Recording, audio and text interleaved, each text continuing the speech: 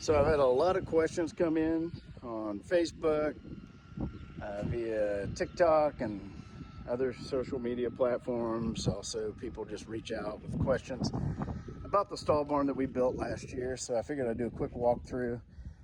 This barn, the structure is a 50 by 80 all galvanized structure. We have overhang that gives us room to put our trailers on the side. We've got a 6-foot air gap between the top of the 10-foot tall stalls and the eaves, so it gives us plenty of air movement. It actually stays much cooler than you would anticipate for being South Texas, just from the wind moving through. And so this is the beginning of our alleyway. This is where we back our trailers up. We have an I-beam that we use to seal off underneath the trailers. We have little rubber flaps that tends to work well to help block any daylight. We call these alleyway extenders. And so we're able to move the wall out to meet the trailer. So if the trailer's off 10 degrees or such, we can mesh right up with it. We put bristles on the alleyway extenders because we're able to push all the way up against the trailer and block all the daylight. Tends to make loading a lot easier, just the animals don't see another potential way out. And I'll go inside one of the stalls here. You can see we have little inspection holes where we can look in, check on the animals. We have Nelson automatic waters in each stall, and those are 15-gallon rubber tubs that we typically put alfalfa or whatever feed we're putting in for it. So we custom built all the doors for our application. We wanted to be able to control them from up top, so we actually use the levers up there to pull the doors. And one of my goals was to make them as quiet as possible. And so, they're pretty quiet. And one big benefit for us is if we have like 5 doe in here and we need to pull 1 or 2 out, we can partially open the door from up top and a lot of times get exactly what we want to leave and quickly close it and not really have any issues. This is our moving wall that we are able to roll from up top and walk the animals all the way to the trailer. Works really well. It rolls very easily. It's on rubber wheels, so it's quiet. That was one of my big goals as we built this, was try to keep everything as quiet as possible. So I'll do a part 2 from the catwalk. All right, so let's head up to the catwalk of the stall barn.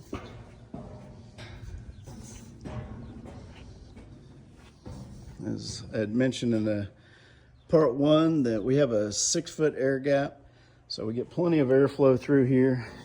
It's all galvanized structure, and tried to make this as safe as we could. And we actually use these extendable paint sticks with cobweb dusters. That tends to work what we found the best to get animals to move out of the stalls into the alleyway.